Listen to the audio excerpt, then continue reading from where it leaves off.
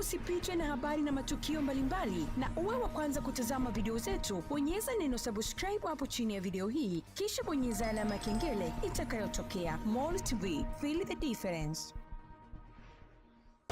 Hali ya hatari imetangazwa baada ya saa chache tu tangu kuvunjika kwa mazungumzo ya Pakistan.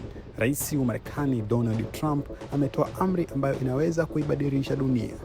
Jeshi la wanamaji la Marekani limepewa maelekezo kuanza kuweka kizuizi cha kijeshi, yani blockade, katika mlango wa bahari wa Hormuz. Katika mahojiano ya dharura na kituo cha Fox News, Rais Trump ameweka wazi msimamo wake alipoulizwa kama anakusudia kuiangamiza zaidi nchi ya Iran. Jibu lake lilikuwa fupi na la kutisha: nitafanya hivyo wasipokubali kuachana na kile ninachokiamini na mpango wao wa siri wa nyuklia. Trump amesisitiza kuwa Marekani haitacheka na Iran tena ikiwa hawatasalimu amri na kuachana kabisa na azma yao ya kutengeneza silaha za nyuklia.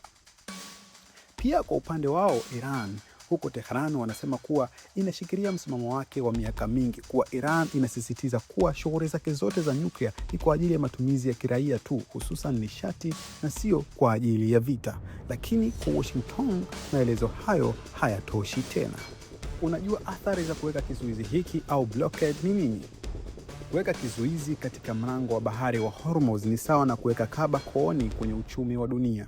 Hii ni njia kuu ya mafuta duniani. Na hatua hii ya Trump inamaanisha jambo moja tu, kwa Marekani imeamua kutumia nguvu ya kijeshi kuilazimisha Iran baada ya kufeli katika mpango wa kidiplomasia kule Pakistan. Je, huu utakuwa ndio mwanzo wa vita kuu ya tatu? Je, Irani itasalimu amri au itajibu kwa mapigo?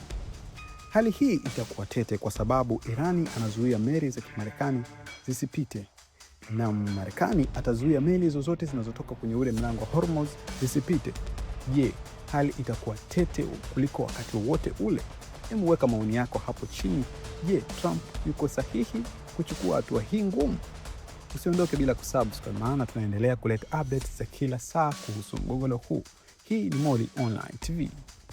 Ili usipitwe na habari na matukio mbalimbali na uwe wa kwanza kutazama video zetu, bonyeza neno subscribe hapo chini ya video hii, kisha bonyeza alama ya kengele itakayotokea. Moli TV, feel the difference.